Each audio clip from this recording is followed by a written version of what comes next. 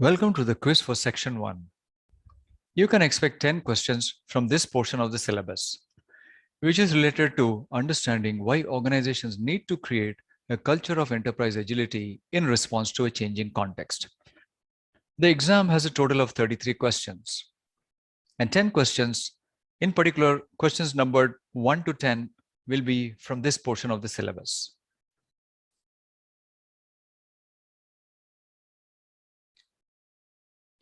This is the official sample paper 1 for AgileSHIFT.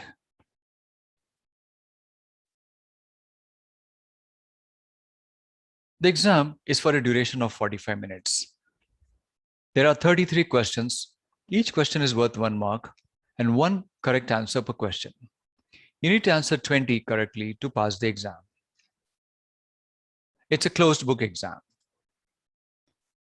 Let's practice these questions now. We begin with question number 1. Which does AgileSHIFT recognize as a possible driver for organizational change? A, fear of the unknown. B, technological innovation. C, market dominance. Or D, business stability.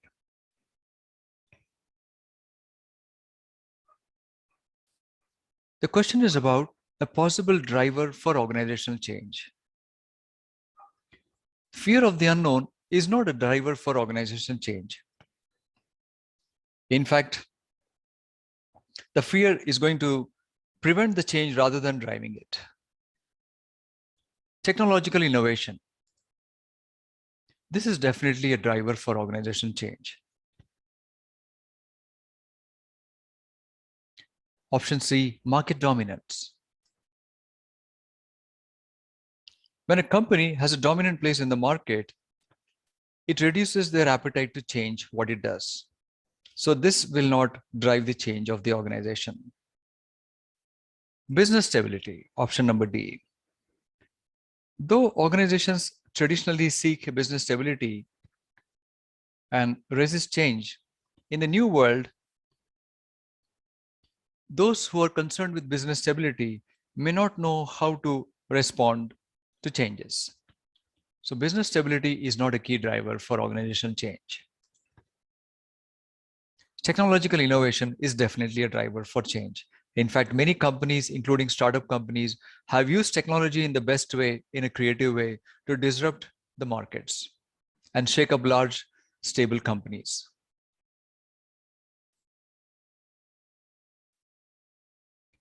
Let's move on to the next question. Question number 2. Which statement best describes or defines a disruptor? A, an entity that promotes established and conventional ways of working. B, an entity that changes the way in which an industry or sector operates. C, an entity that behaves like all its peers. Or D, an entity that coexists in the marketplace and poses no threat to existing organizations.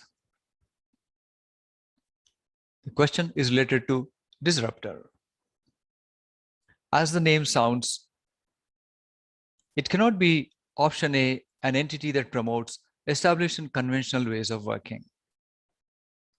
Because disruptor, in fact, uproot the established ways of working and change how people think and behave and organizations think and behave. Such disruptors approach a market, product, or service from a very different perspective. And in that process, they may totally displace existing organizations and destroying as they create.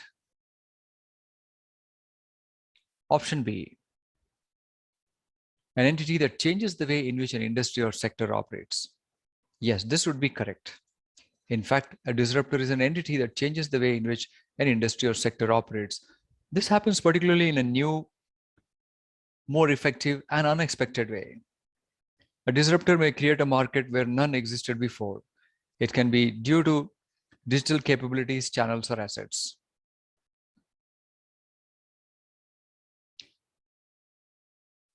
Option C, the entity that behaves like all of its peers. This is not true because a disruptor behaves in a different way, as we have seen in the option number B. Option D, an entity that coexists in the marketplace and poses no threat to existing organizations. This is also incorrect because disruptors indeed create a threat to existing organizations because they uproot or completely change established ways of working and thought and behaviors. They approach markets, products, and services from a very different perspective, in the result, displacing existing organizations or even destroying them.